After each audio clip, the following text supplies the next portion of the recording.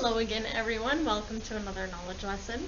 In this knowledge lesson, we're learning about another person that was important in the Civil War. A little while ago, we talked about Robert E. Lee, who was the commander of the Confederate Army. What was his home state? Where was General Lee from? He was from Virginia. That's why he decided to fight for the Confederacy instead of the Union.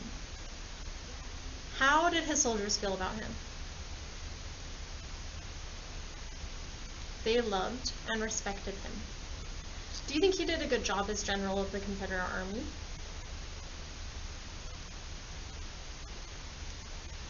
Today, we are going to talk about a different important person, a different who. Today we are going to talk about a man named Ulysses S. Grant. Ulysses S. Grant had the same job as Robert E. Lee, but Ulysses S. Grant fought for the Union instead of the Confederacy. We will learn a lot about him, but first we need to do our vocabulary words. Defeat. A defeat is a failure to win. This means that the antonym, or opposite, of defeat is win. I'm going to read several sentences, and we're going to see if we can figure out if what I'm saying is an example of a defeat or an example of a win. Owen beat his opponent at checkers. That would be a win. Memory missed making the goal for her soccer team.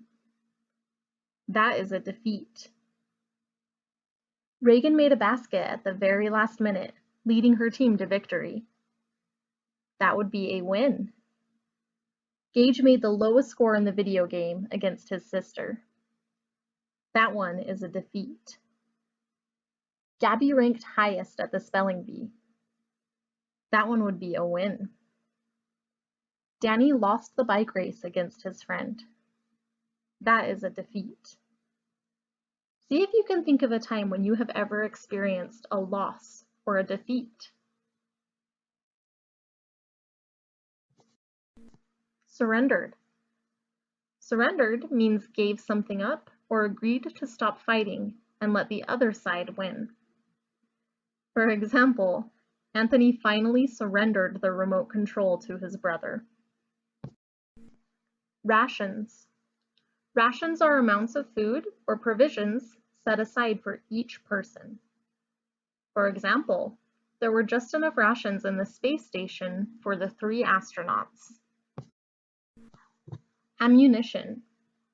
Ammunition is material fired from weapons such as guns and cannons. A soldier would have to carefully load the ammunition into a cannon. Yankees. Yankees was a nickname given to Union soldiers during the Civil War, or people from the northern states. So during the Civil War, the Yankees, or the Union, were fighting against the rebels, or the Confederacy. The date was May 4th, 1864. The day before, marching with a strength of over 118,000 soldiers, the Army of the Potomac crossed the Rapidan River in the middle of Virginia. The Blue Ridge Mountains lay to the west. To the east lay miles of dark forests and the Confederate Army under command of Robert E. Lee. General Lee had roughly 60,000 men under his command, half as many as the Union Army, but they were ready to put up a strong fight. The Union Army was commanded by Ulysses S. Grant. He was no stranger to battle. He had served in the Army for over 25 years, starting when he was just 17 years old. This is just like Robert E. Lee. The Civil War was not his first war either.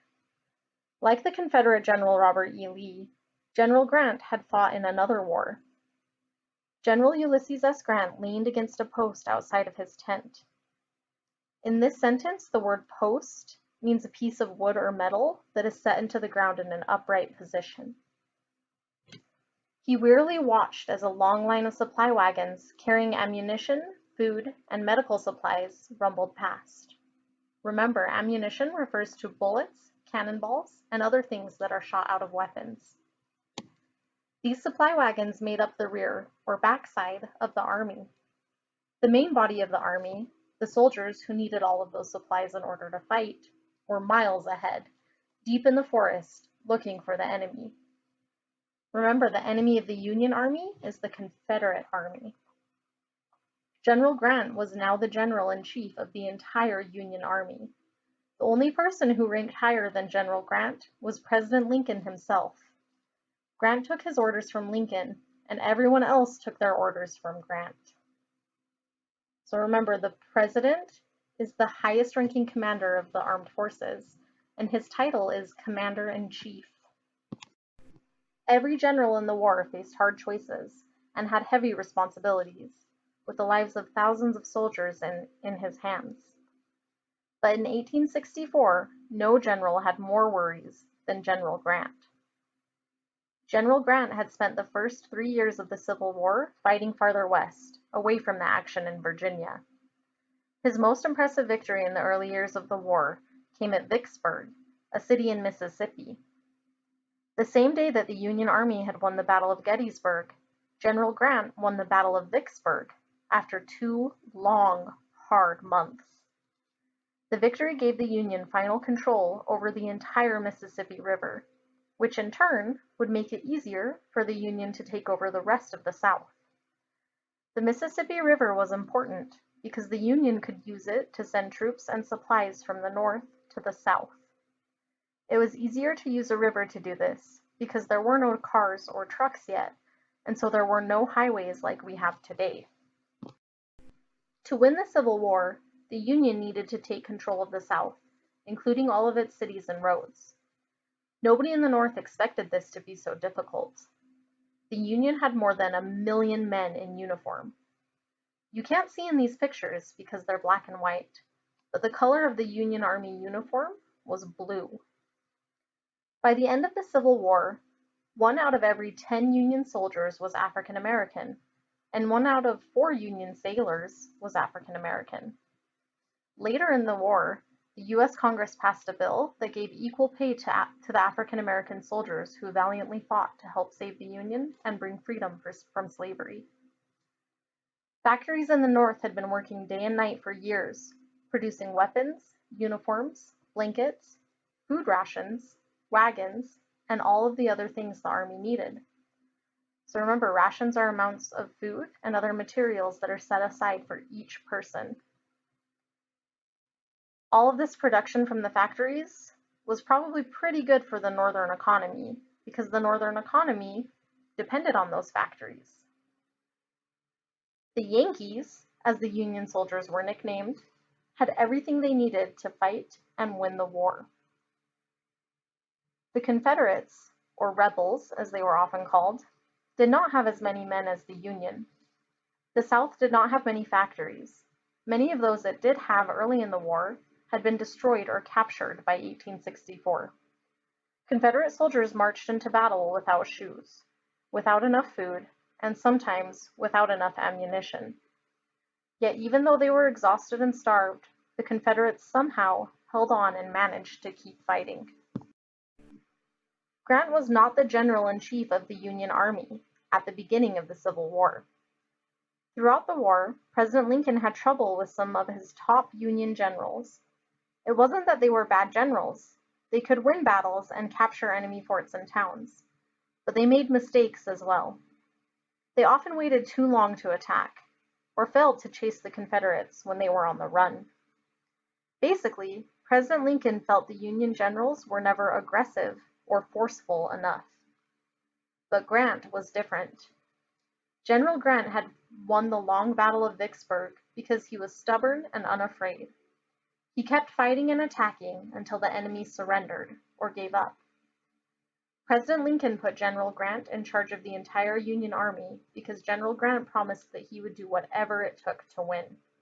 He would chase General Robert E. Lee and his army all over Virginia, and he would not stop until the war was finished. This outlook earned him the nickname Unconditional Surrender, because he would accept nothing less from the Confederate Army than a complete surrender. Do you think that General Grant will be able to get the Confederate Army to completely surrender?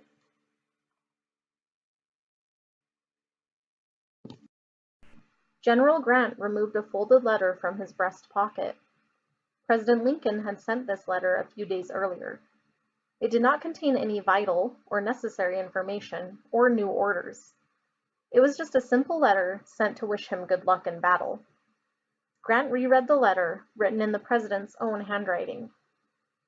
Lieutenant General Grant, not expecting to see you again before you march into Virginia, I wish to tell you that I am entirely satisfied, or happy, with what you have done up to this time. You are alert and self-reliant, and, pleased with this, I do not wish to control your actions in any way. If there is anything wanting which is within my power to give, do not fail to let me know it. And now with a brave army and a just cause, a worthy cause, may God sustain you and keep you strong. Yours very truly, A. Lincoln.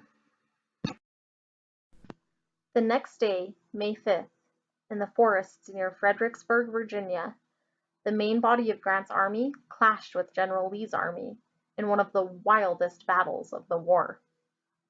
In those days, armies always preferred to fight in open fields, where it was easier to move cannons and large groups of men, and easier for generals to see what was happening.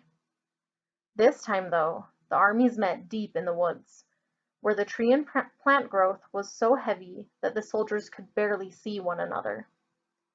This was called the Battle of the Wilderness, and it was the very first time Generals Grant and Lee faced each other in battle. It was a very chaotic battle. Thousands were killed and wounded. At the end of the day, both armies limped away, with no clear winner in the battle. After the battle, many of the Union wounded were taken to churches and homes in the nearby city of Fredericksburg. Clara Barton was there in one of those churches, tending to wounded soldiers. Remember, Clara Barton was the angel of the battlefield. The next day, hundreds more wounded soldiers were brought in from yet another battle, and on it went. The armies of Grant and Lee met again and again during the months that followed. Sometimes Grant won the battle, sometimes Lee won, and sometimes nobody won. But with each battle, the Confederate army got a little smaller and that much closer to final defeat. So remember, defeat means a failure to win. So think about that last sentence. Does that give you a clue about who's going to win the war overall?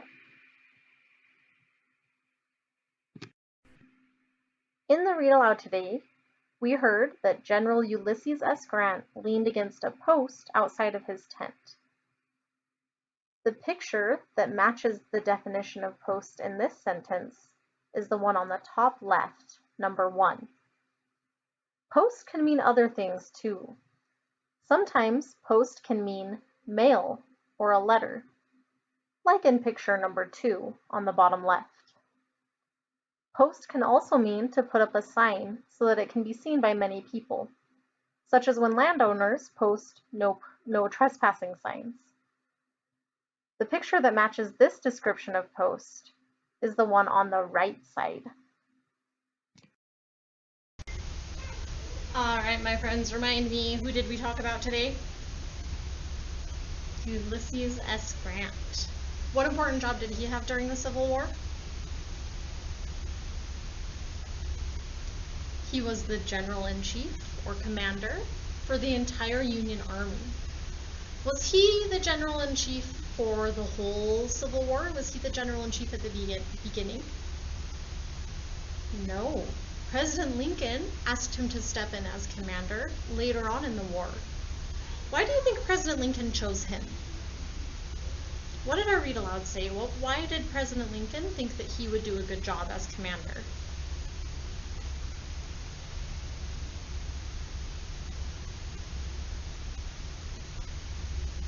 You've got it. He had built up a reputation of doing whatever it takes to win. And so far, the Union generals had not done a good job of winning the war. We were struggling a little bit. So he called in Ulysses S. Grant. When we talked about Robert E. Lee, we talked about how he had the nickname, the Old Man. His soldiers lovingly called him the Old Man. Ulysses S. Grant also earned a nickname. He earned the nickname Unconditional Surrender. How did he earn that nickname?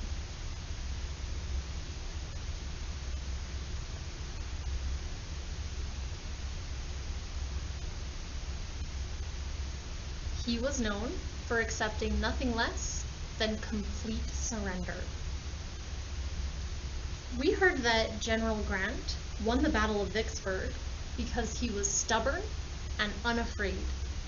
How do you think those two qualities, being stubborn and unafraid, might help someone win a battle? Talk about that one with whoever is helping you today. How would those qualities help someone win a battle?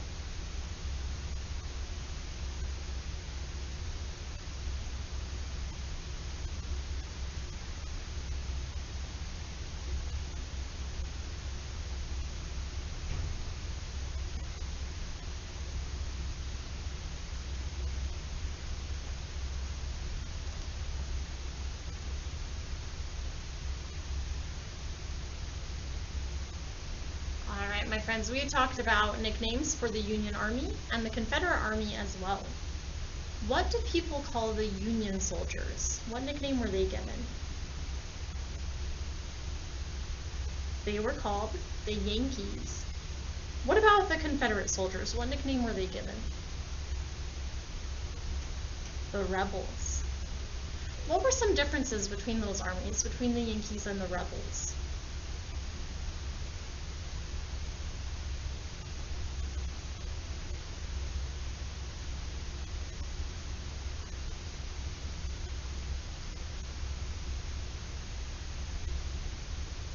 Remember, both sides wanted very badly to win, and both sides had lots of really good, strong leaders.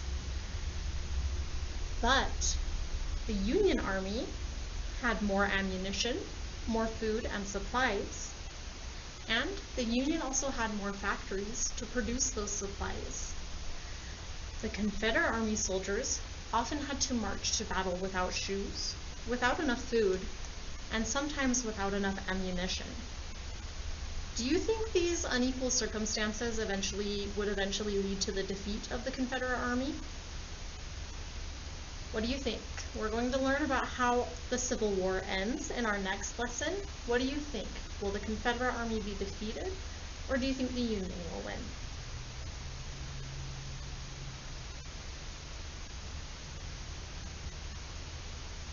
We will find out in our next lesson. For now, I want you to open up the PDF attached to this assignment so we can do our Civil War journal entry for today.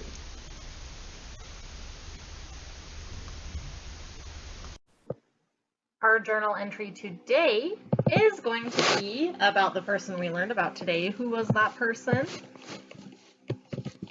Ulysses S. Grant. We learned a lot about this man today. Some things that you might want to think about including in your journal entry are: what important job did he have during the Civil War?